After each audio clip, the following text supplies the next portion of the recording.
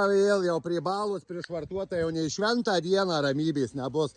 O sėdi savo po nulis įsitaisęs. Nu tai ką mes tarėmės? Gi po paskutinio karto sakiau, kad man prie balos nevažinėtum.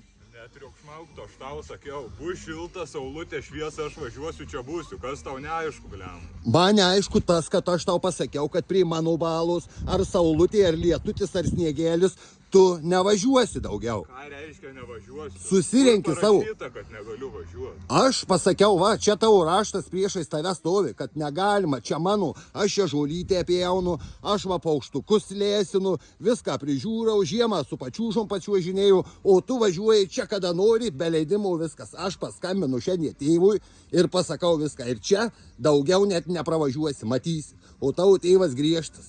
Gerai, Ei. Šludama paskambinsiu. Davai, susirink ir leki, rimtai.